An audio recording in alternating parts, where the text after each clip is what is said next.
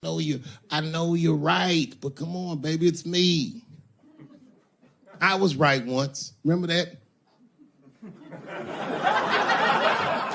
Does anybody remember when I was like missing from show business for 12 years? Remember when I had like this really popular show and I quit? I remember I walked away from $50 million. A lot harder than walking away from Louis' freckled dick.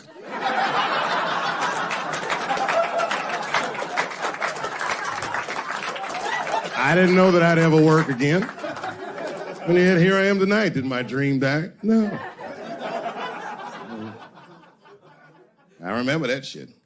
You don't remember that when I quit my show? Remember on the way out the door, I said, something's wrong in Hollywood. I believe they said I smoked crack. That's what I remember. Remember they called me crazy. So really, you're right, ladies. Congratulations. Enjoy it. And they're coming for you, bitches. They're coming for you. One person that's uncomfortable. You know who's the most uncomfortable motherfucker in the room? The nigga that's right. I was right at an orgy once. Nobody fucked me. I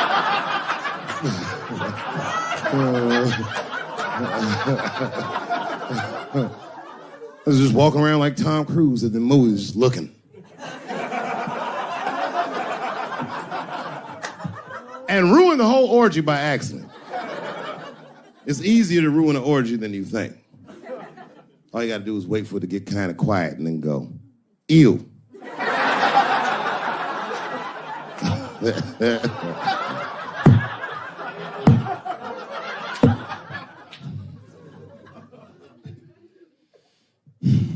I'll tell you what happened, but I can't say it directly. There's a book to me that encapsulates my entire experience before I left the show. And the book is called Pimp. It's written by a guy named Iceberg Slim. Here, bring it up here.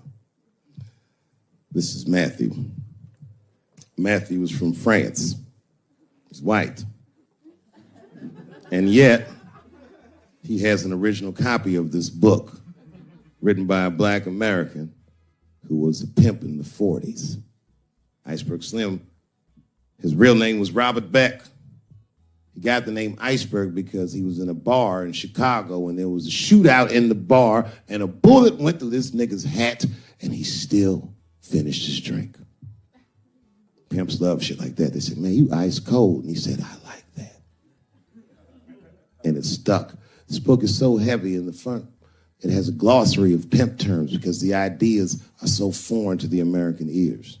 For instance, do you know what the phrase mileage on a hoe means?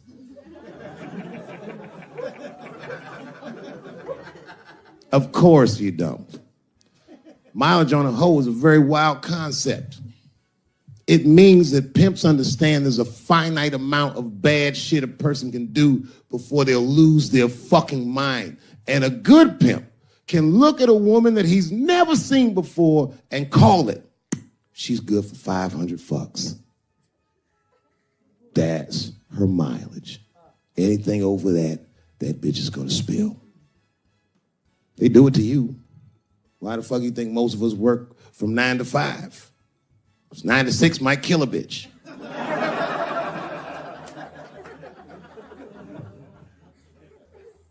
Iceberg Slim was the one that broke down what a bottom bitch was. Does anyone know what a bottom bitch is? Anyone? What's a bottom bitch, sir? It's your prostitute that's the best out of all of them, that brings in the most money. That's right. That's exactly right. Are you black? That's right. A bottom bitch is a pimp's number one hoe. She's even a bitch that helps him keep the other bitches in line. I will repeat. She's even the bitch that helps him keep the other bitches in line. If the pimp was McDonald's, and the bottom bitch is French fries. The rest of them bitches like fish sandwiches and cherry pies and shit like that. Iceberg Slim breaks down some of the coldest capitalist concepts I've ever heard in my life. He describes in detail how these men break women so that they will give them the money that they make with their own bodies. There's a story in here so cold it makes me shudder to think about it. Well, Iceberg Slim is trying to control the woman that he finds uncontrollable. So he asks older pimp how he can rein her in. And the older pimp says, oh, that's easy, Iceberg. All you have to do is beat that bitch with a coat hanger and then run her a bath and give her some pills. She'll be so grateful that you fixed her that she'll forget you were the motherfucker that beat her in the first place. That's some cold shit. Now, at the end of this book, Iceberg Slim tells a story. It's kind of the crescendo of the book. And in the story, Iceberg Slim's bottom bitch is at the end of her mileage. If she was good for 500 fucks, she was at 498. She was bubbling. You could see it. She was going crazy. She started saying all kinds of shit. Oh, I always wanted to be in circus. Circus? This bitch is loose.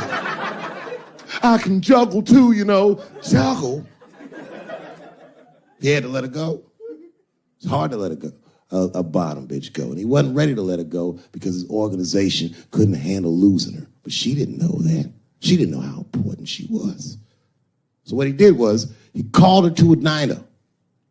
He said, look, bitch, you and I got to part ways. She said, fine, motherfucker. I don't need you anyway because I know somebody at Ringling Brothers. She was like, all right, bitch, whatever. I got one last trick for you. It's a big money trick. You do this for me, you get paid, I get paid, and we go our separate ways. She said, fine, motherfucker, what do you want me to do? He said, okay, there's a guy in that hotel across the street. He's waiting for you in room number 7. Once you go over there and I want you to fuck him. But before you do, I need you to put some of this stuff in his drink. And then he's going to fall asleep. When he does, there's a briefcase on his bed. Bring the briefcase to me. That's the trick, bitch. Can you handle it? She said, fuck yeah, I can handle it. And I can't wait to get rid of you. And she ran outside, jumped on a unicycle, and pedaled across the street. An Iceberg washer. He was like, man, she's pretty good. Man, if I never jerked off in her face, maybe she would have been in the circus right now.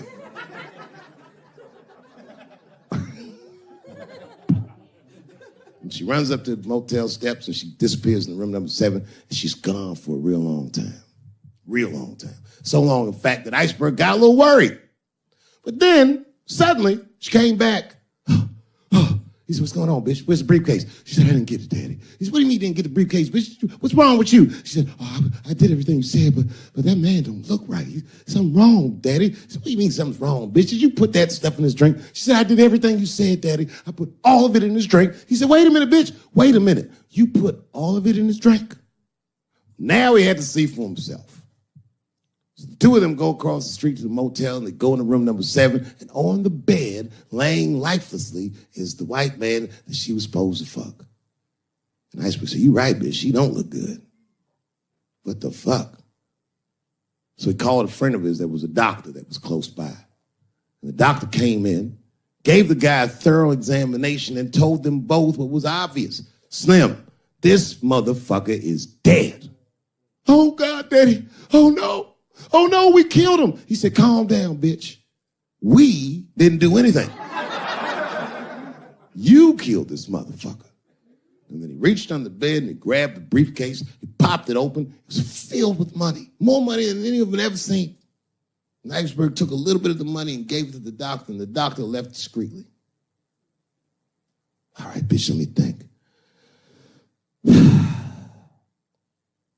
I can fix this for you. I know somebody I can call. But if I call him, I'm going to owe these motherfuckers a big favor. Oh, God, Daddy, please. I don't want to go to jail. Neither do I, bitch, so will you shut up? She picked up the phone. She heard him mumbling on the phone a little bit.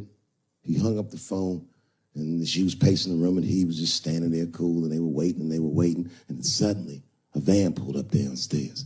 2 guys get out with a carpet. They walk upstairs. They roll that carpet out on the floor. They throw the body in the carpet. They roll that motherfucker up like a burrito. They pick that shit up, and they throw it in the back of the van. They come back up, and Iceberg opens the briefcase again and gives them a little money. He says, I'll get in touch with you guys later. They say, you're not going to get in touch with us at all. We'll find you. He said, whatever, nigga. And they bounced. Oh, God, Daddy, oh, God. He says, relax, bitch. Listen, we getting the fuck out of here. You go downstairs, you get the car. We got to leave separately.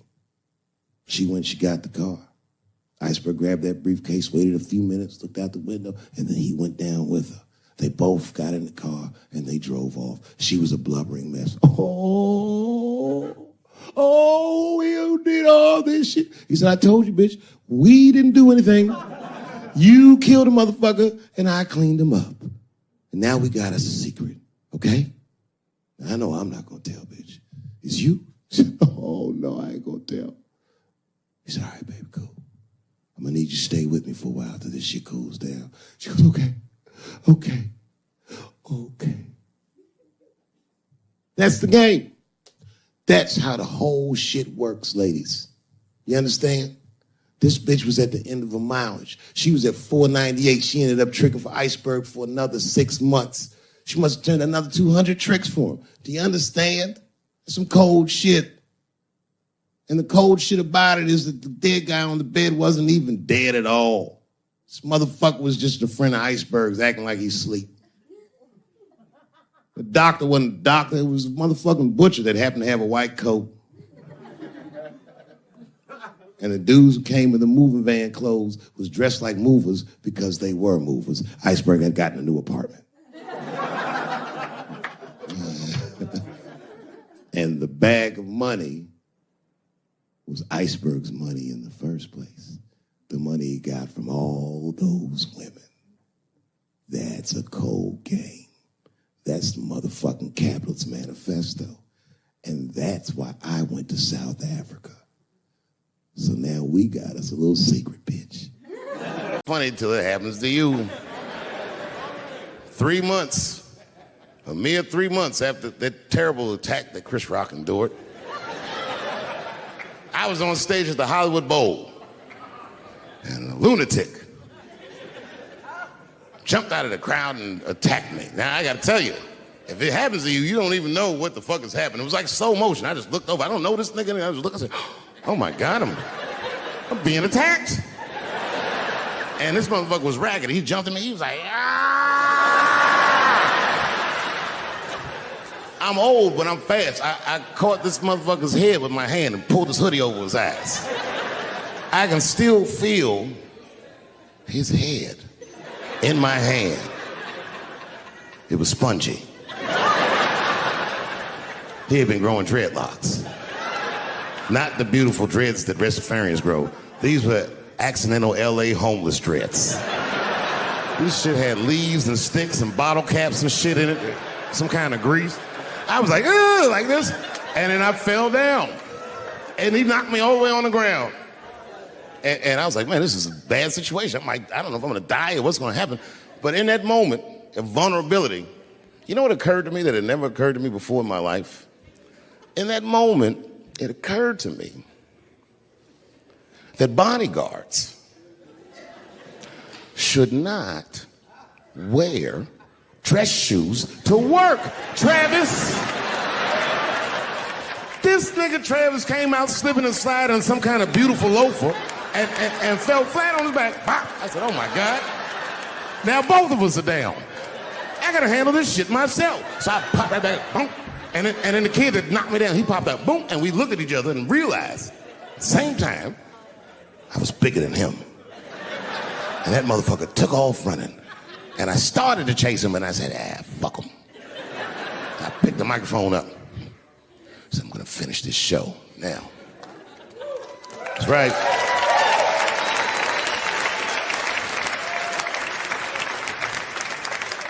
For 3 months before that, I'd been making fun of Chris Rock. And people would ask me all the time. They'd say, Dave, what would you do if you were Chris Rock and Will Smith slapped you in the face? And to this day, the answer is the same. Well, I don't know what I would have done. I've never been in a situation that extreme. But I do know now what Will Smith would not have done. And that is enjoy the rest of his evening. Man, listen.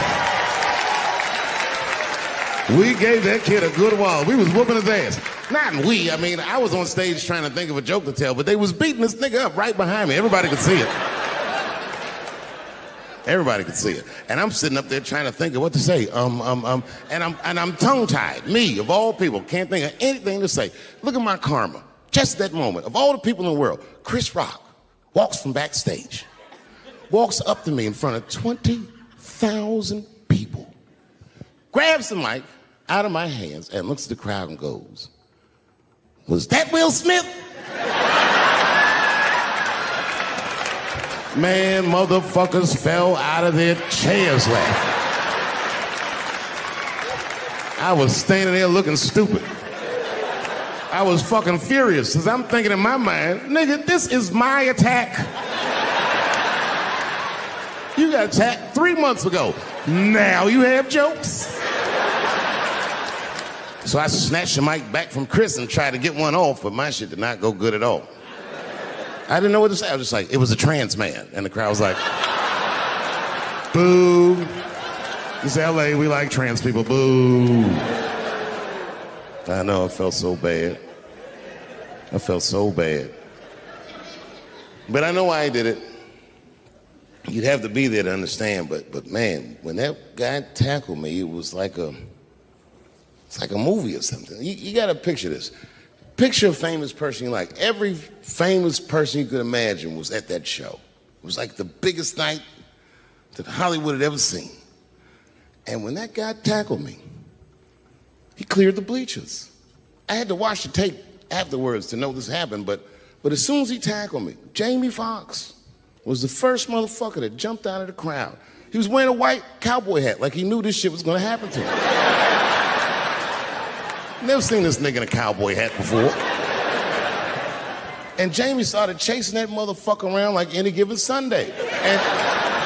And that kid was fast as shit, was juking and shaking, and he broke Jamie's ankles, and he just kept running. And then Jon Stewart from The Daily Show ran from backstage and jumped at this motherfucker like Super Jew. He was like, ah! And the kid seen John coming, so he jumped back, and John went flying that way. And this kid was fast. And then he turned around. He sees the emergency exit. He starts running for the emergency exit. Just before he got to the door, motherfucking Puff Daddy from Bad Boy Records jumped in front of the door. That nigga was like,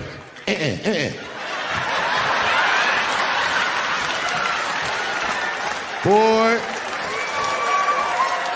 Puffy got that motherfucker. And then every celebrity just ran out, because every celebrity saw themselves in me, and they just started beating the fuck out of that kid. And I know Chris was backstage looking like, nobody helped me.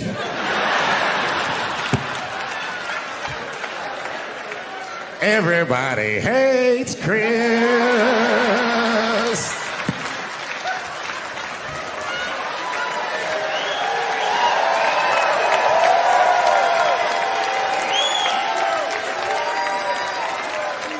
You read, but the kid, while we was beating on him, reached in his waistband, pulled out a .22 caliber pistol. That shit was mayhem. Everybody started screaming, oh my God, he's got a gun. He's got a gun. And then I got scared. I was in the back, but I was scared, because I knew that everybody that was with me was armed. Yes, if they had shot and killed this kid on stage at the Hollywood Bowl, like I pay you to do, Travis,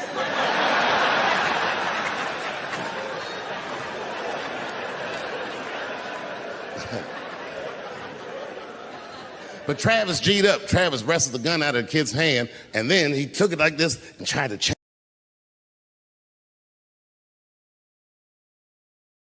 You like that, don't you?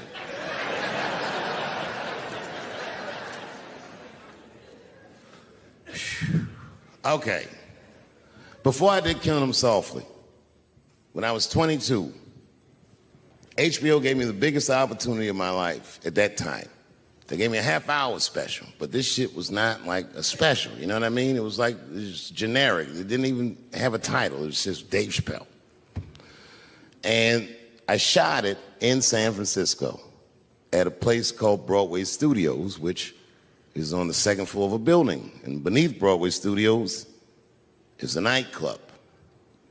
And the special was only supposed to be 30 minutes. And I got ready, I practiced, I did all the shit I was supposed to do. And the night that I taped, 20 minutes into my 30-minute set, I'll never forget this, music started blasting from the nightclub underneath. You could hear it real loud, and it fucked my whole show up, and I was devastated. I was a young man. I really believed in what I was doing, and I thought that my dream had been killed.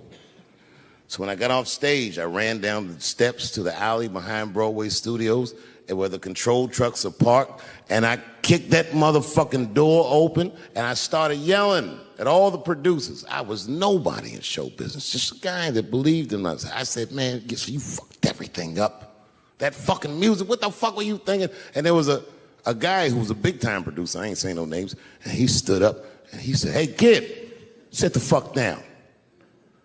He said, we didn't ruin anything. He said, we made a deal with that nightclub to not play music, and they didn't honor the deal. And I said, who didn't honor the deal? And he pointed to a guy. I'll never forget it. It was an old white man sitting in the Ford Taurus by himself. And he said, that guy right there. And I didn't waste no time or ask no questions. I went to that Ford Taurus, and I beat on that window, and I said, open the door, motherfucker, I want to talk to you. And that old man looked at me for 1 second and wisely drove the fuck off. And left me in the alley cussing at anybody who would listen. And 2 minutes later, literally 120 seconds later, couldn't have been any more than that, the doors of the kitchen in the alley of that nightclub underneath Broadway Studios flung open. And that old man was standing there, that same old man with reinforcements. He had 2 big goons with him, and he looked at me, and he was calm as a cucumber. He said, you, come here. I want to talk to you. I didn't know anything about the streets at this age. But I found out later in my life that these men were Russian mobsters. And I don't know what you guys know about the Russian mob, but these are the niggas that killed Denzel in Training Day.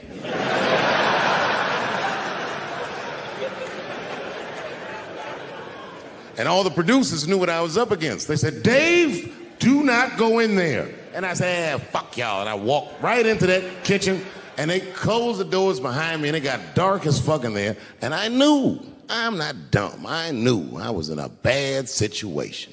But you have to understand, I believed in what I was doing, and I didn't give a fuck. Just kept cussing at these motherfuckers, telling them how they ruined my life. And that old man couldn't believe that I was talking all this shit.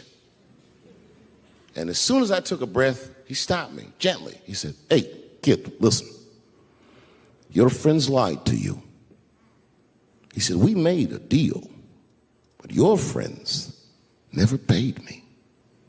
And when he said that, I realized I was locked in the kitchen.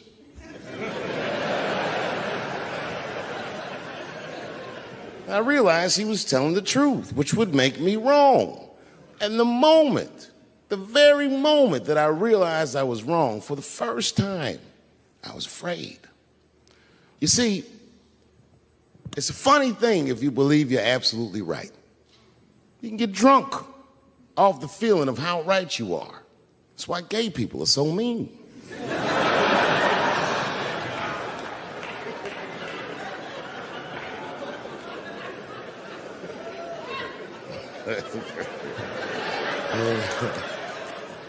But I didn't buckle. You guys would have been very proud of me. I was scared, but I didn't buckle. I said, well then, sir, I owe you an apology. But I believe that no matter what reason that music was playing, it ruined my life. And that old man looked at me with sympathy in his eyes. And he walked over to me and he gently placed his hand on my cheek, which I gotta tell you, is a very emasculating thing to do. I was standing there looking at this nigga's hand on my cheek like that.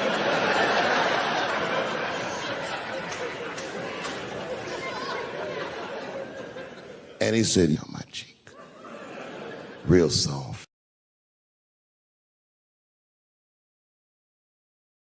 I mean, to be honest, does it feel strange? Are you worried at all? Give me your money, motherfucker. I'm fucking around. This guy got ice in his veins. He didn't even buckle. You know, like many black men my age, the first time I voted was 8 years ago. Right. I saw Obama on TV and said, oh, I'm voting for this nigga. I remember the day I voted for Obama. I voted in Ohio, and my vote matters in Ohio.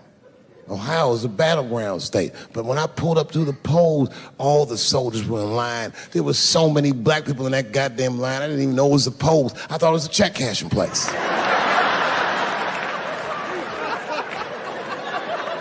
We were hugging each other, and old people were singing hymns and spirituals and shit. It was like the OJ verdict times 10 or some shit. I've never seen black people that happy. 8 years later, I'm pulling up to the polls again. This time I'm driving a brand new Porsche because the Obama years were very good to me.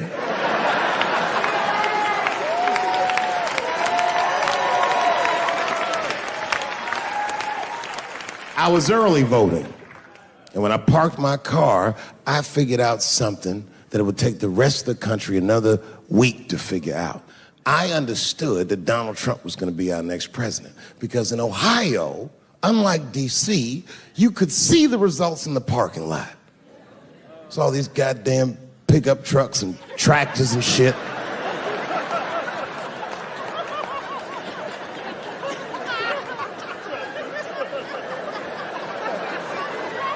And then I walked up and I saw a long, long line of dusty white people.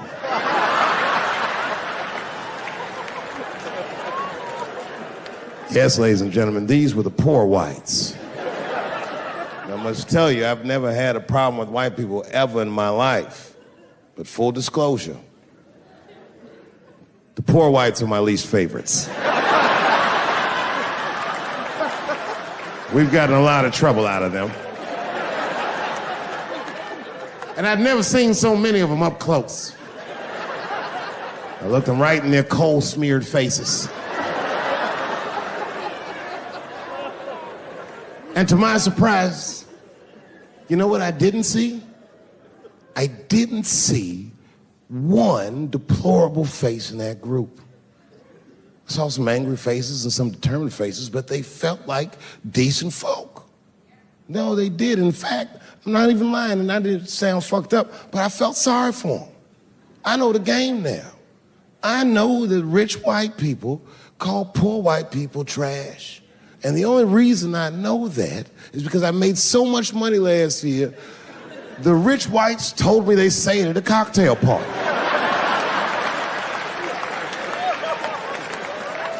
And I'm not with that shit.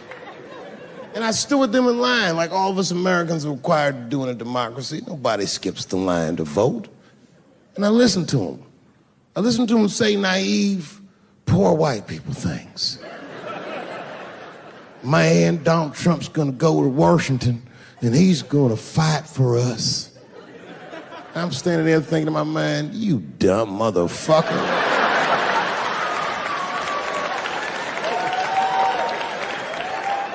You are poor. He's fighting for me.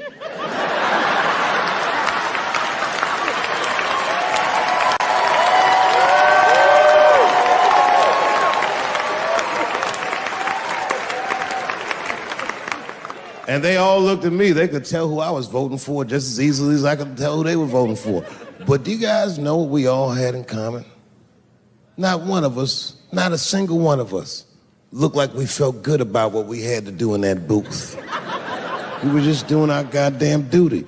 Yes, I voted for Hillary Clinton. Of course I did.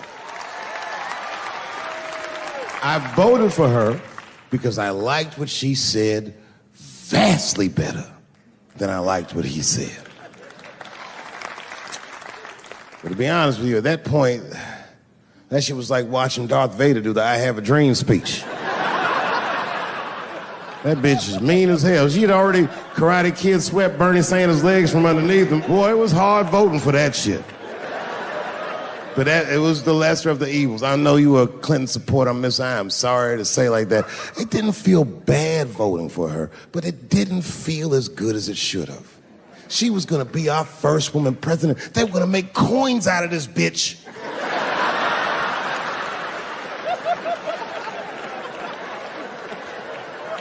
And somehow she just missed the dunk. Of course she should have beat him. Of course she should have beat him. You know what voting for her felt like?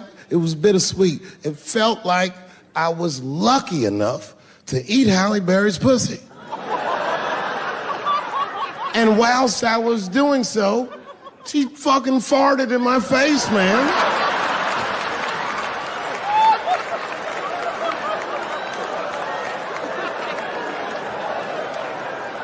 Now you understand, I'd still do it. But boy, I wish she didn't fart in this great nation's face. I voted that day, and then that same day I flew to New York City. I had work. That night I was in a comedy club in New York, and I said to an audience almost exactly what I just said to you. And I didn't know that there was a journalist in the room. And this journalist wrote an article. The headline of the article said, Dave Chappelle is an avid Donald Trump supporter. Yeah, I had no idea the paper said that. And you know how I found out? My wife called me from Ohio the next morning in a goddamn panic. David, what the fuck is going on in New York? I said, I'm being good, but what have you heard?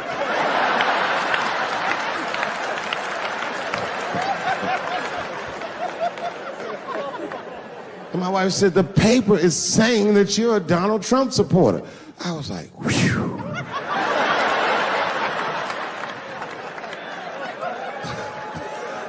I said, don't worry about that shit, baby.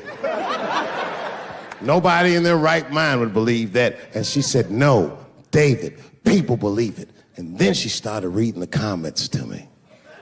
Oh, they were terrible. All these black people calling me all kinds of Uncle Toms and shit. I should tell you, buddy, this is a very serious allegation from one black to another. I was incensed. Uncle Tom! How am I Uncle Tom, nigga? You the one that reads the Observer? Anyway, all this shit goes down, and Saturday night rolls around, and now Trump is the president, and I'm hosting Saturday Night Live.